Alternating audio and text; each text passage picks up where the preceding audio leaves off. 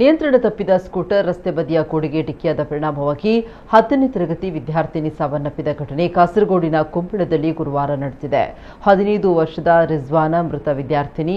ಸ್ಕೂಟರ್ನಲ್ಲಿ ರಿಜ್ವಾನ ಮತ್ತು ಆಕೆಯ ಸ್ನೇಹಿತೆ ಟ್ಯೂಷನ್ಗೆ ಹೋಗುವಾಗ ಈ ಘಟನೆ ಸಂಭವಿಸಿದೆ. ಗಾಯಗೊಂಡ ಇಬ್ಬರನ್ನು ಕೂಡ ತಕ್ಷಣವೇ ಆಸ್ಪತ್ರೆಗೆ ದಾಖಲಿಸಲಾಯಿತು. ಆದರೆ ಗಂಭೀರ ಗಾಯಗೊಂಡ ಕಾರಣ ರಿಜ್ವಾನರನ್ನ ಹೆಚ್ಚಿನ ಚಿಕಿತ್ಸೆಗೆ ಮಂಗಳೂರು ಆಸ್ಪತ್ರೆಗೆ ದಾಖಲಿಸಲಾಯಿತಾದರೂ ಚಿಕಿತ್ಸೆ ಫಲಕಾರಿಯಾಗಿದೆ. ಕೊನೆಯುಸಿರೆಳೆದಿದ್ದಾರೆ ಅಂತ ತಿಳಿದು ಬಂದಿದೆ.